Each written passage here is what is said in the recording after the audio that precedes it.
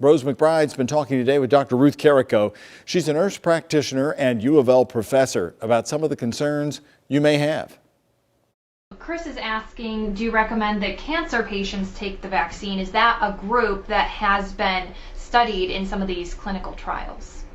You know, the question is, if I'm immunocompromised, what should I be thinking about with this vaccine? Is the risk of the disease greater than the risk of the vaccine? If in individuals immunocompromised, when is the best time to give them a vaccine? Well, the answer is easy. You give them the vaccine before they develop disease. Our question now is, when will an individual develop COVID, and what will their individual response be to the disease? The decision may not be entirely clear-cut. If a woman is pregnant, should she be getting the vaccine now, or is it best to wait until after she has the baby?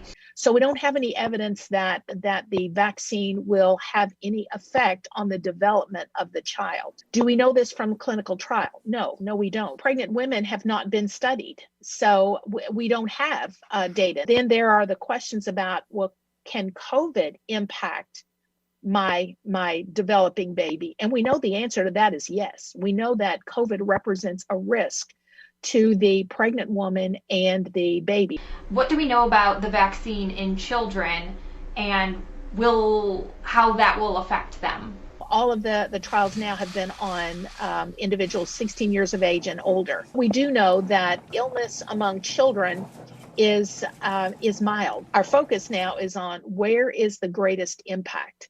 Where is COVID being seen, where the end result is death? And right now, the biggest impact that we're seeing is in the older population. Studies are already going on in the planning and early phases to look at this vaccine in the pediatric population.